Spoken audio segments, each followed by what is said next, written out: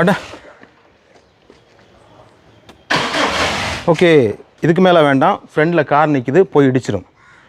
Okay, இப்படி காரை start பண்ணும்போது இந்த கார் ஏன் இப்படி முன்னாடி போகுது?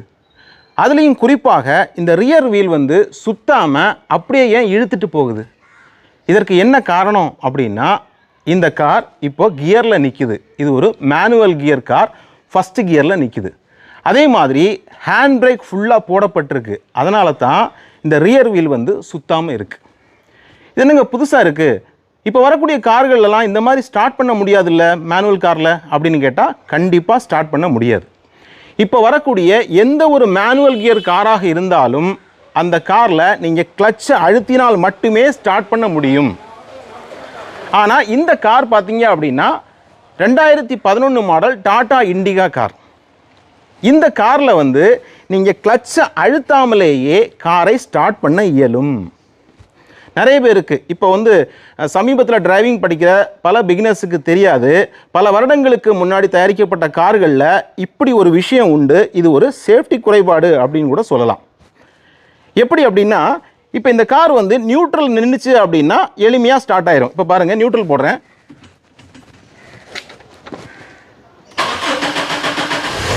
ஓகே, ஸ்டார்ட் ஆயிடுச்சு. ஆனால் அதே சமயத்தில் கியரில் நின்றுச்சு அப்படின்னா இந்த மாதிரி மூவ் ஆகும். பாருங்க.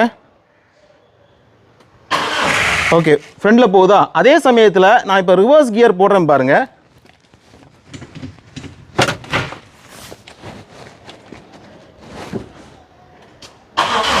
ஓகே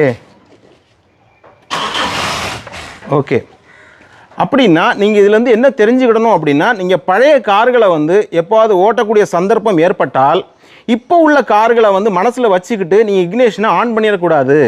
ஏன்னா கார் வந்து கியரில் நின்றுச்சு அப்படின்னா கிளட்சை அழுத்தாமலேயே கார் ஸ்டார்ட் ஆகும். அப்படிங்கிறதுனால சடனாக வந்து இப்படி முன்னாடி இல்லை பின்னாடி வந்து மூவ் ஆகும். ஒருவேளை யாராவது வந்து காரில் வந்து சாஞ்சு நிற்கிறாங்க, இப்போ முன்னாடி வந்து சாஞ்சு நிற்கிறாங்க அப்படின்னா, யாராவது குழந்தைகள் ஃப்ரெண்டில் நிற்கிறாங்க அப்படின்னா இப்படி ஸ்டார்ட் பண்ணும்போது சடனாக போய் இடிச்சிடும் இல்லையா?